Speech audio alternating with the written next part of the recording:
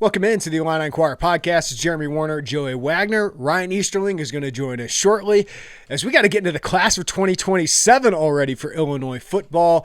An early commitment for the Illini from Kamden Lopati, a four-star quarterback out of Utah, where Illinois goes to recruit now, apparently. Easton Baker and now Lopati. We'll see if Illinois gets on Bronx Baker, Easton Baker's little brother. But, Joey, this is a surprise until yesterday when we started to get word of something like this could happen. But an early commitment, the earliest that I can remember, the other earliest I can remember is Mike Epstein. No relation to the guy in the news that I know. But he committed on August 6th, 2016, and he was in the class of 2017. So Lopati in July beats him by about a week. This is a great sign of, obviously a phenomenal player. We'll dive into it. Easterling will break him down in a minute. But you want to keep this momentum going, right? And momentum can be fleeting. So to get a top 20 quarterback, number 17 quarterback in the class of 2027, a guy who had offers from Oregon, Washington, Purdue, bunch of Power 4 schools and Big Ten programs. He had a choice of a lot of different programs. Ridiculously talented, 6'3", 215, great thrower, great runner, really poised in the pocket. This is a big statement to start the class of 2027 for Illinois, Joey. Yeah, big statement, one, in getting your quarterback. And I think we've seen pretty traditionally Brett Bielema likes to have his quarterback be the first. Caden Fagan was an exception to that, but he was the in-state guy, right, in his recruiting class. Joey Okla, first ever high school, not the first ever, but the first high school commit in the class of 2022. But we've seen Brett Bielema likes this to be his quarterback, and I didn't know it was going to be July, right? Like usually when we talked about it, maybe we've talked about it on here or it's during our many days together in Vegas, I thought it was going to be like a November thing. Yeah. That's where we had seen some of this next class traction get. So to get a really talented quarterback, to get a quarterback, and to do it in July where now you can start rounding out the rest, not rounding out, just building the pieces to the rest of your class is really significant. And obviously it's a long time until the class of 2027 signs. That's the caveat we've got to put with all of this, with class of 2026 as well. But getting him on board now was intentional. It was intentional by him. He didn't have to reserve a spot, right? His spot is wherever you want your spot. That's it. So I think it was meaningful to him. I'm curious to talk with him or you to talk with him and hear why this was important to him to do it now. But it's a really, really big deal. Yeah, and if you think about this, just quarterback, they were going all out for Trey Taylor, the in-state kid who commits to Nebraska, had Michigan going after him. This is a pretty quick pivot and a pretty quick close for Illinois, and it does remind me a little of Michael Clayton, the fact that they got him on campus in June, blew it out of the water on the campus visit, and Illinois has a hell of a quarterback cell right now. We'll dive into what Barry Lunney has done in that quarterback room, but you've developed two NFL quarterbacks. Like Tommy DeVito is in the NFL. Former four-star prospect. You got the most out of him. He had his best year here. He gets a spot with the New York Giants. Looks like he's going to hang around the NFL for a long time. Luke Altmaier's likely going to be an NFL draft pick. He's going to have his chance at the NFL as well. So it makes sense why a guy like him would be really interested in Illinois given what they have developed there. But the relationship developed quick. We'll dive into Art Sitkowski and his future. He's an ace recruiter. What he's done the last couple classes, playing a big role with Carson Boyd, playing the lead role with Michael Clayton, and now really being the guy on Kamden Lopati, that everything we thought about Art Sitkowski when he was a player that would make him a good coach has translated the recruiting trail where he has just been passionate, he is connected, and he doesn't get outworked. So that's been a huge part of this as well. But the other part of this is Kamden's coming from Utah. Utah to Champaign is completely different, right? Culturally, very different, obviously, topography, just a way different part of the country. But he is big into horses. He wants to get into animal sciences, maybe veterinary sciences. And Illinois took him to the animal sciences school, saw all the horses out there and the South Farms, all that, and really sold him on being a part of that. Reminds me of Trey Smith, right? A couple years ago where that veterinary school played a big role.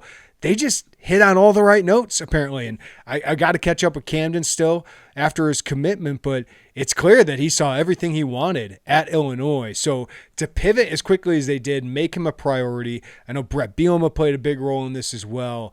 It just kind of shows, Joey, like the strength Illinois has in recruiting, not only from a staff that is capable of doing this, but also they're winning games. They're developing NFL players, stuff we talk about. It resonates with a top 20 quarterback in the country. Yeah, someone texted me yesterday and said, how'd they do this?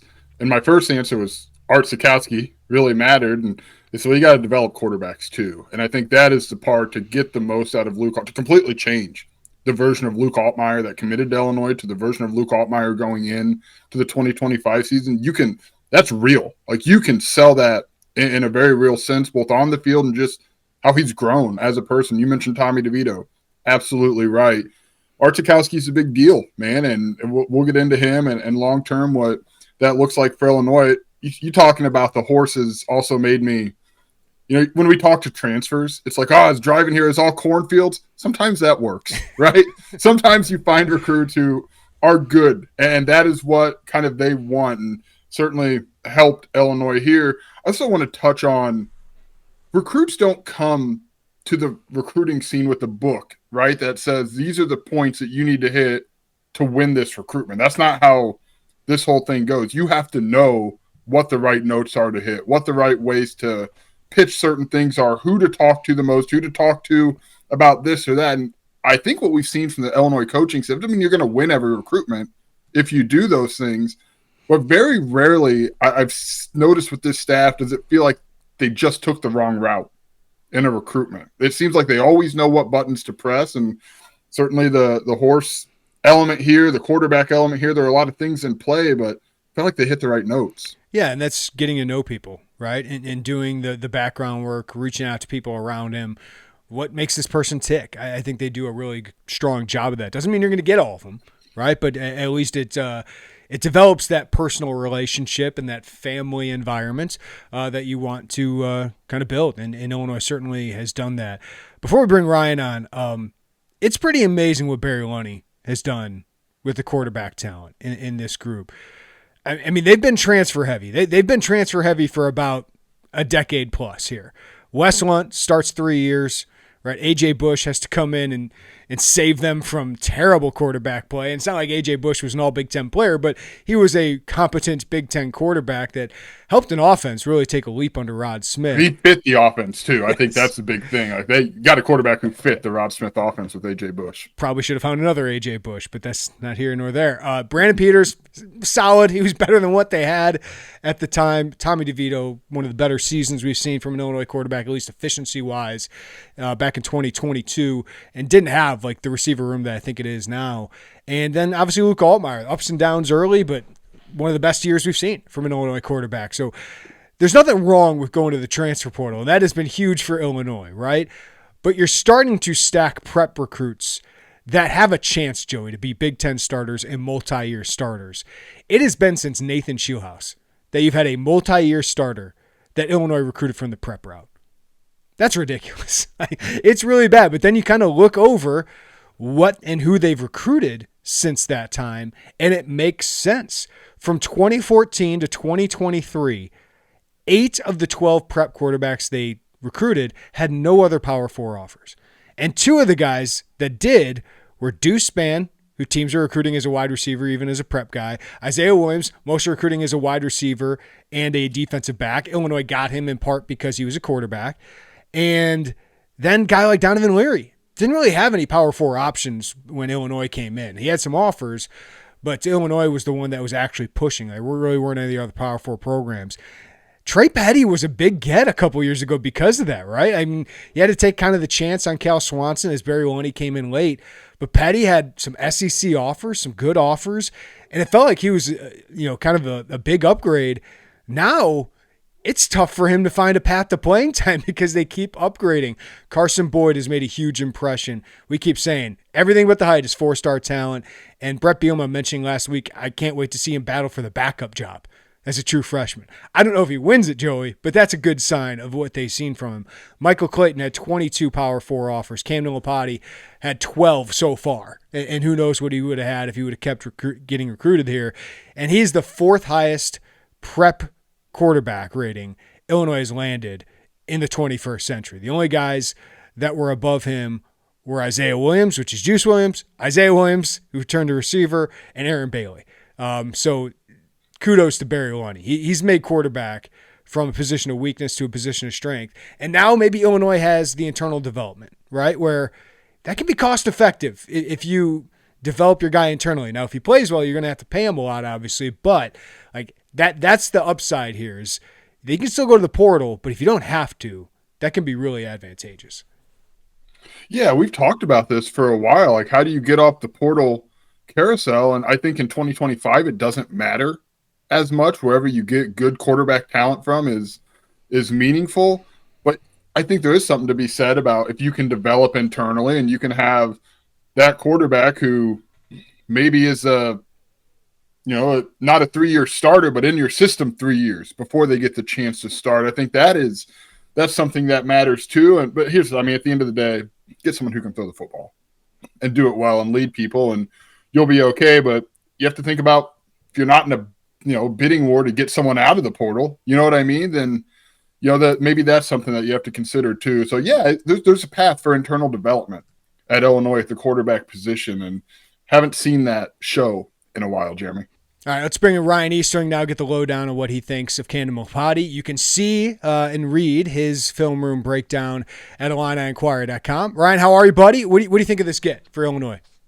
Doing great. And you see now they're starting to dip into these future classes. In the past, they've been playing a lot of catch up, trying to play from behind. And, now they've gotten these classes into a good enough spot where they can start to focus on future classes and get guys in 2027. And what a way to start off your class with a quality player of this caliber outside of your natural recruiting territory in a place like Utah, where this is only the second commitment from the state of Utah they've gotten in the last 130 years, with the other one being Easton Baker 2 years ago. So not necessarily their backyard, but a guy they got on campus, a guy that they really like. You guys talked about it after Trey Taylor decided to go to Nebraska. They pivoted quick and got this done, which I think one of the things that stood out to me is really that Illinois has been able to raise the bar on their quarterbacks. And I mentioned this in the film piece, but Luke Altmaier's kind of changed the tone of what being an Illinois quarterback means and has made it an attractive thing. And you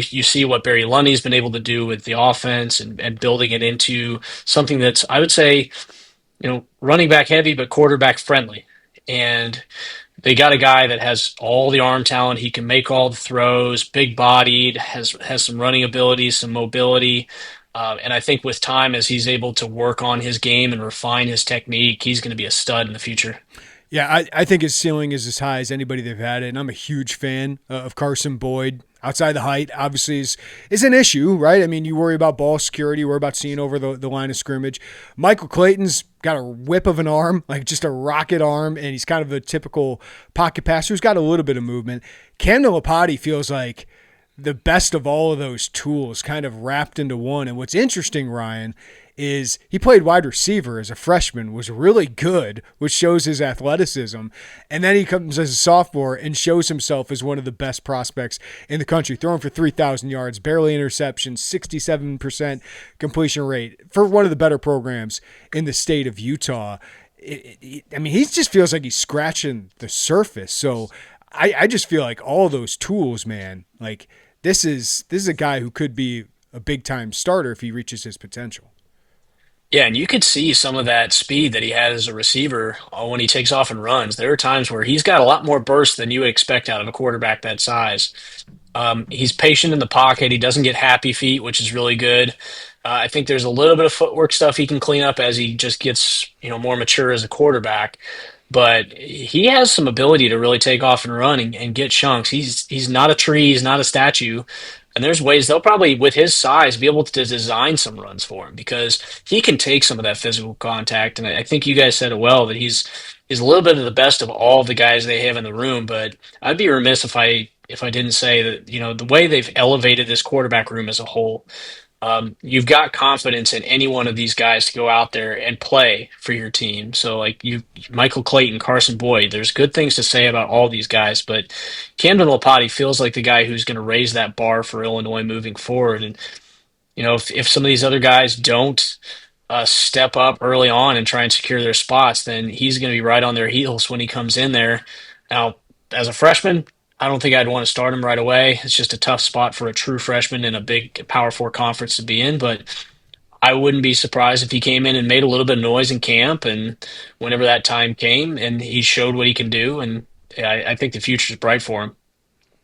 Joey, there's a little bit of Dylan Raiola to him, and I feel like he's got like a, I don't know, some people don't feel like he's worth the hype. I don't know, he was pretty damn good as a freshman at Nebraska, considering he was a freshman and led them to a bowl game, and we know how that program was going. Like, he's obviously not as highly rated as Dylan, who was a 5-star coming out, but there's just some of the skills. And personally, I've heard Illinois loves the intangibles, Joey, which is huge. Like Carson Boyd, intangibles through the roof. He's a leader. Michael Clayton has shown himself as a leader in this recruiting class.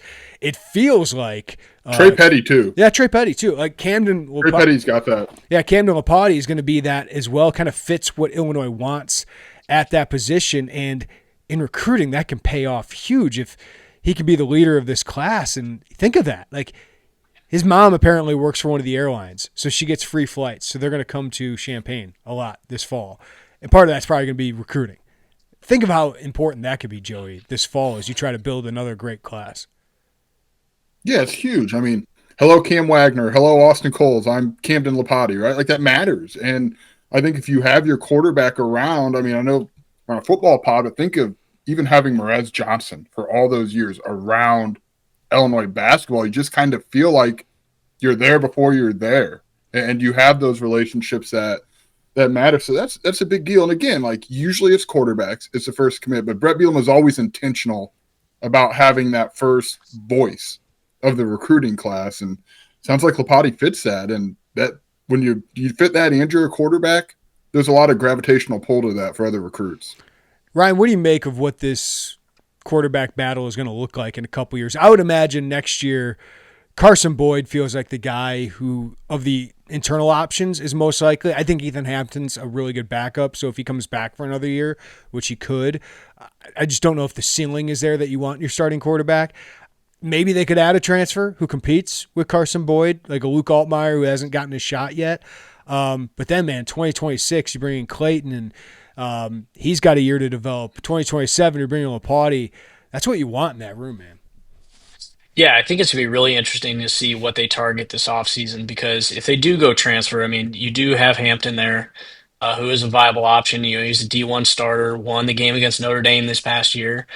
Uh, but yeah, I think at some point you want to start seeing the guys that you brought up through your prep recruiting be in that competition, because as much as the transfer portal has played a role in roster building and roster management over the last few years, eventually you want your homegrown guys to be stepping up and grabbing that brass ring. And so, yeah, I mean, maybe they go out and get somebody that has like a 1 year guy. It's like a senior grad transfer that can be that steady hand to complement Hampton, and then maybe give Boyd a little bit more time to get ready. But I think you're wanting to see guys like Boyd and Petty step up into that competition and show what they can do, because that means that they're making progress. If they've been there a year and a half by that point, it is going to be weird, because it'll be the first time in 3 years somebody not named Luke Altmaier will essentially be your starting quarterback, at least your main starter, sans injuries. But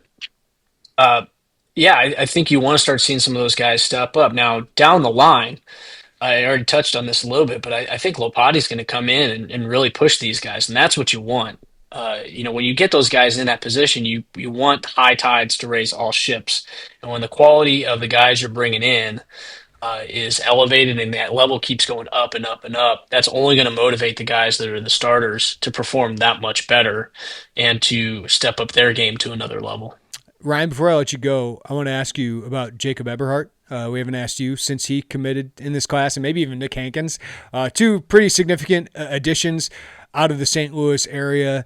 to a position already of strength. But these are the kind of recruits you expect Illinois to win because, I mean, nobody really, especially in the Big Ten, has a better defensive back cell right now than Illinois. So what do they bring in that class of 2026? Well, they're both thick bodies and physical. I mean, they have great athleticism, great size. Hankins is a really physical corner that plays both ways. For his high school team, plays a little bit of receiver too, and it's the same thing with Eberhart. But you said it, those are the kind of guys you want, but they're also the kind of guys that you can build around on a defense. I like the idea of Eberhard playing that Matthew Bailey role, and I know that's what they sold him, but that allows him to kind of quarterback that defense from the back end, really fly around, and he's got that size and that frame to cover a lot of ground in a hurry. And when you got a center fielder out there that can erase plays like that, that is a huge asset to have. I mean, Matthew Bailey's turned into a sensational player for Illinois, a great leader on defense. But Eberhardt's just got a higher ceiling athletically, I think, than Bailey. He's bigger, got more range. He's kind of an SEC body. I mean, that's why like a lot of SEC programs had offered him. Alabama was in there, Oklahoma was in there deep, probably right up until the end. And Illinois was able to hold him off. But those are the kind of guys you got to win to be competitive in a power conference. Ryan, any final thoughts before I let you go, man? No, but I do just want to make one point. I was supposed to be on a plane last night when this all happened. I canceled the trip because I had some stuff come up, but the legend lives on. Appreciate you putting in the work, Ryan. I do what I can. All right. Thank you, Ryan. Thanks, guys. Can I bring up a point about quarterback, like prep recruiting versus transfer? Because as Ryan talked, I'm kind of torn on it a little bit, right? Because I truly believe it doesn't matter where the talent comes from. If you got a talented quarterback, you're fine. But at the same time, if you want to continue to elevate your talent at quarterback, because you got to win recruiting battles, and if you're not taking high school recruits to Big Ten starters, some other program is going to try to use that against you in recruiting, right? Like, well, they haven't started a high school quarterback since blah, blah, blah. Why would you go there? So you do have to have, I would think, a little bit of a pipeline where recruits turn into Big Ten contributors. I don't know, Jeremy. I don't want to hedge on what I'm saying, but it's an interesting dynamic. Because I've thought of it. I'm like, well, does it matter? Like most 60% of Power 4 starters are transfers, right? So I don't think you should go and be like, we're never going to touch the transfer portal again. Right. Because that could really limit you. I mean, what if all these guys don't turn out, right? I think they will based on the talent you're getting. But if you have the chance to upgrade at quarterback or any position in the transfer portal, you should. That's what's great nowadays, especially for a school in the Big Ten like Illinois. You can go and upgrade whenever you need. I think that matters what you said about internal development. That'll matter. But also, I think it's good to bring up guys in your system. All they know is what you've had, right? So Carson Boyd only participating in Illinois' system, that should prepare him by his second or third year, right? Better than any transfer. Donovan Leary. Yes. Right? Donovan Leary didn't take – I'm sorry to cut you off, Jeremy. Donovan Leary didn't take a ton of snaps in games for Illinois, but you felt confident because he had been in your system and knows your way of doing things. So, like, on that hand, yeah, like, that matters. Even if it doesn't come with as many starts, that comfort in the system with your talent is significant. The other part of this is you go to the portal, you're paying out the ass for a quarterback. Yeah. Like, what Iowa paid Mark Gronowski is probably more than Luke Altmaier is making this year. And a big part of that is because Luke Altmaier trusts you to develop him. He's had success with you. And I just think Gabe Akis has given you he has given you a discount. Xavier Scott probably could have gone somewhere and got more money. We know for sure Johnny Newton could have done that. But he trusted you. He saw the development he was getting and said, the long-term dollars are better here. So that's a big part of it, in my opinion, is if you can keep these guys, and there's a hometown discount that you're usually going to get because you have that relationship and you've shown that you can develop that NFL talent at this position or that position, I think that's significant. And think about what that allows you to do in the transfer portal. Drafting and developing in the NFL and the NBA, that's huge because it's just so much more cost effective than having to go to the open market and find those guys. So I feel really comfortable that Illinois, that one of these guys that they have stacked now, and maybe multiple, are going to be multi-year starters at Illinois. And if they're not, if they prove they're not, you go find somebody in the portal as a 1-year fix or multi-year fix. But there's a reason they have prioritized this. And kudos to Barry Lunney. And I want to get into the Art Sitkowski conversation, but do you have anything else to add to that? No, I've been waiting for the Art Sitkowski conversation. He's a star. He's a star, and Illinois knows it. And I know now that he's showing what he can do in recruiting. And kudos to Illinois and Brett Bielema for really empowering him and giving him agency, both on the recruiting trail, basically taking over for Barry Lunney. And it's really smart for Brett Bielema because, one, it allows Barry to focus on football. And two, he knows Barry's going to be a head coach, whether it's next year or the year after that, right? So who do you want recruiting your quarterbacks? It's the guy who might be around a little bit longer, and he's going to try and make sure that Art Sitkowski is around for a long time because he is on the fast track, man. We knew when he came here, just his personality screamed football coach. He just loves football, loves talking about football, loves recruiting, loves all of this stuff. And it is paid off on the recruiting trail. And for those that are like worried about losing him, Brett Bielema just gave him a 350% raise. From $44,000 is basically like a GA to now $200,000. He's paid higher than anybody in that outside linebackers room, right? Than those coaches. So they are prioritizing him. He's making assistant coach level money.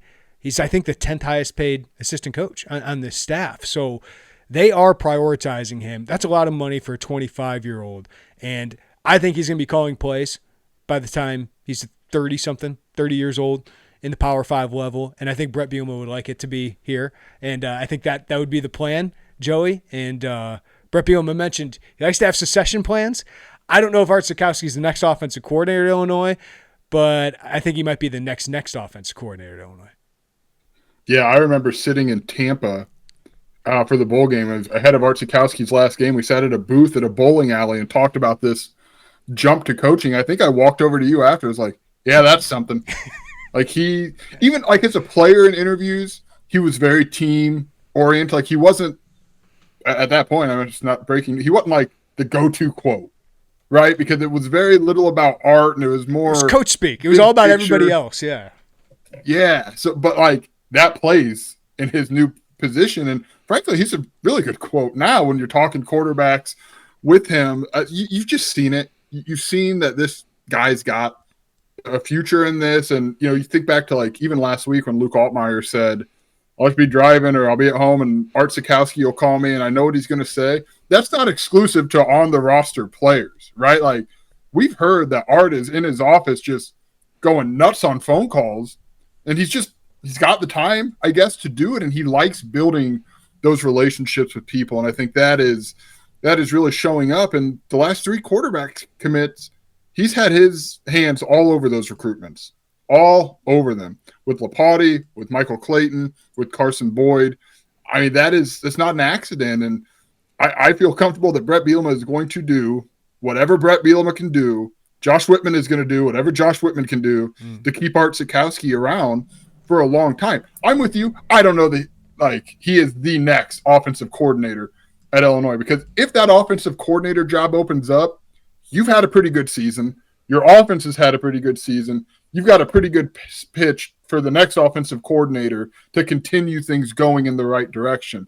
There's probably another title involved with Art Sitkowski. That makes sense. There's probably more money involved with Art Sitkowski, and there's probably a 5-year plan involved with Art Sitkowski, right? All those things can be true without saying 2026 offensive coordinator Art Sitkowski. But Brett Bielema, I firmly believe he's going to make it as much of a priority to keep Art Sitkowski around until that time comes. It's going to be tough, right? Because there's a lot of people that want Art Sitkowski on their coaching staff. There were a lot of people this past offseason that wanted Art Sitkowski on their coaching staff, and the one before that wanted them on his staff. But he obviously believes in Brett Bielema, believes in the foundation at Illinois, and there's a ceiling that he hasn't reached yet at Illinois, and I think that's the most important thing. I talked to Lopati last month, and he told me that Art just kept texting him. He's like, I got to get out there. That's the key. Get them on campus. And Art's getting these kids on campus. And then obviously his passion is playing through. And that's just personality. But there's also a work ethic that goes involved in this. But I also think we shouldn't overlook him as a coach because he is being empowered more and more to just coach those quarterbacks and let Barry actually just be an offensive coordinator. I think that's another great thing that has developed here. And here's the thing about Art. You know, it kind of reminds me of Mike Small a little bit. He had success as a player. He was a Big Ten starter, right? He won some Big Ten games. He also had a lot of failure as a player. Like, he was a big-time recruit, goes to Rutgers freshman year, thrown in the Wolves. It's a terrible situation for him under Chris Ash, and just one of the worst years you'll see from a quarterback. But he came out of it, came to Illinois, helped them win a couple games as a backup. He didn't set the world on fire as a backup. But I think playing at that level, experiencing what he experienced, including not only the ups but the downs of it, is going to make him such a strong coach because he knows what he did well, what he did not do well, what he didn't have around him, the support system that helped him, the support system that did not help him. I think all of that stuff is going to make him extremely good. Is both a recruiter and a coach, and obviously he is on his way there. Yeah, this is complete speculation. I think the next step for Art Sitkowski is quarterbacks coach / passing game coordinator. So whether it's offense coordinator Thad Ward or offense coordinator Mike New or offense coordinator from whatever school that comes and gets hired here to replace Barry Lunney eventually. And that's if Barry finds the right job that he wants and Illinois plays well this year, all those things. I think that's the next step. There's a lot of layers to the Barry Lunney discussion. Got to have another good year. You got to have a good year. It's got to be the right fit for Barry Lunney. I think it's clear that I don't know that Illinois could probably pay you better than some group of 5 head coaching jobs where you have a small success rate. Yeah. Right. So, I mean, I think in our there's worse things than being Brett Bielema's offense coordinator for the next 10 years. But yeah, I think Barry is always, I think it's pretty clear. He wants to be a head coach and he's in his 50s now. So, the clock's ticking for him.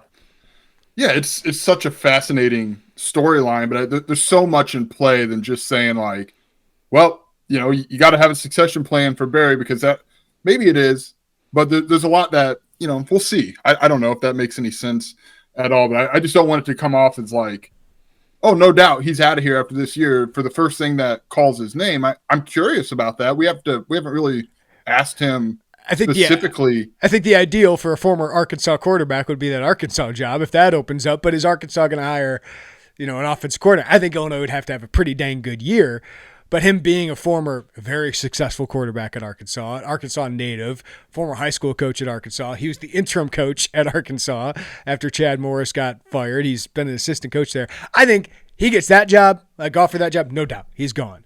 But if you're talking random Sunbelt school, he could be a little pickier if he wants. Yeah, that's really, I guess, where I'm trying to land, and you've landed that plane better than I have on that. But it is, to me, it's a storyline to follow throughout this season, especially if the offense does what we think and we've discussed that the offense can do. I mean, his name is going to be attached to those opportunities, and it should because he's got a body of work. It's not a one-year wonder. I mean, he's done well at Illinois, did well before he got to Illinois. I would imagine he's pretty well thought of in the industry. So it is something you got to monitor, but I would bet pretty good that Brett Bielema has a plan in place beyond that. He would be the first offensive coordinator to get a head coaching job since Michael Axley back in 2009. Ryan Walters was the first coordinator to directly get a job from Illinois coordinator to head coach. So Brett Bielema changing some things on that regard too. It's a good thing, man, when your coordinators are getting talked about like that, and Barry's earned it with how much he has improved this offense. But it is by design, right? Like that Art Sitkowski is playing a huge role in these quarterbacks, and he's a big reason that these quarterbacks are comfortable committing to a program with an offensive coordinator who might be gone in a year or two. That might not be there when they eventually get here, because I'm sure the conversations are had of like, we'd like Art to stay around here. Like, that is a priority for us. So he's a big reason that they're getting these guys on board early. Yeah, I also do think, to your point, we shouldn't overlook because Art is as good as they come, and it's very clear he's got a high ceiling in this job. You're right about the agency and the the comfort that Brett Bielema has put into giving Art Sitkowski significant responsibilities. I mean, you have to recognize that early in a coach. You have to be comfortable, and Barry has to be comfortable. Yeah. And that's a huge thing to me is Barry's comfort in splitting some of these day-to-day duties, letting Art Sitkowski have his hands all over quarterback recruiting. I'm imagining Barry like Art's and Brett come up to him and be like, "Hey, Art's going to handle this trip to New Jersey for the next 5 days. All right, twist my arm about it." Yeah. But I mean, that's still like everyone has ego, right? And to be able to be comfortable in letting go of some of your responsibility, even if it's the less fun responsibilities that come with the job, like that shouldn't be overlooked. I think that helps Barry. Obviously, it helps Illinois football. It helps Art quite a bit. And for Brett Bielema to see a 23-year-old, 24, 25-year-old now and say, hey, yeah, we trust you to go do this, to be the lead on our quarterbacks for the future.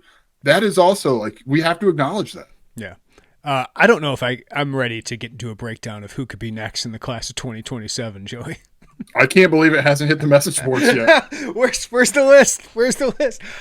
Jack Brown, tight end out of St. Louis, is a guy I'm really looking at. You talked about missing on those top-tier tight ends. Jack Brown's a 4-star kid. He's got connections to the university. Illinois has been recruiting him as hard as anybody, offered him first among Power 4 schools. He's definitely a guy I would look at. David Hill out of Homewood Flossmoor, defensive lineman. They've done a really good job with him. But we'll see. I mean, we'll see when they get here on campus, because that's when we really start finding out who the top targets are and who's very interested in Illinois, is when they start showing up to games in the fall. Yeah, and how many times they show up to games in the fall is also something to watch. In this month of July, Jeremy, there has been miss on tight ends in 2026, get Eberhart in 2026, get 2027 quarterback. That is a busy July month of recruiting for Illinois football in different classes. Yeah, it's been an eventful spring and summer, man. They have taken advantage of a 10-win season, right? Like they have used that really, really well. Hadn't been perfect, but man, that was a really good spring and summer outside the tight ends, right? And to get Nas Rankin, Kai Pritchard, and Cam Thomas, and Nick Hankins and Eberhard, and a bunch of in-state kids on the defensive front, it's a really, really good class they put together there. And then you start this way in 2027. Things are good for Illinois football right now. And that's probably nerve-wracking for Illini fans heading into training camp and into a season with high expectations. But if they can put together another good to great season, maybe Illinois football can get to where, we all thought it could be. And we all thought it had the chance to be, but it's going to take the right head coach. And Brett Bielema, I think that's why this season is so important, because if you sustain this on the field, you think about the recruiting battles you can continue in. Continually getting top 30 classes. That's what you need to win in the Big Ten, because right now, Illinois got the number 27 recruiting class in the country. That's really good. It's number 9 in the Big Ten, right? And you trust your coaching staff to get more out of them. So you add that talent with this coaching staff, and you feel like good times can be ahead. But it's important to keep that momentum going on the field this fall. Yeah, absolutely. I don't know that I have anything more about recruiting. I know you have another, but I do want to real quick. Can we recap very briefly media days? Because there's one big takeaway that I had beyond, look, obviously everyone's talked about Illinois expectations, right? That was kind of a theme of that Tuesday is, you didn't hear as much new Indiana or, this year's Indiana, but there was definitely hey, Illinois could be that team. We heard it on Radio Row like crazy when we were recording a pod. But my bigger takeaway. Can I hit on that point? The one thing I loved about it is Brett Bielema and his players didn't run from it. They're saying, this is what we want. It's earned, right? We have to earn it again this fall. But Luke Altmaier said, we asked for this. Like, this is what you want. So now it's our job to stay focused every day, to focus on every day, as Brett Bielema says, go 1-0 every week. It's kind of boring to hear, but I like that they didn't run away from it. So that's all I had on that.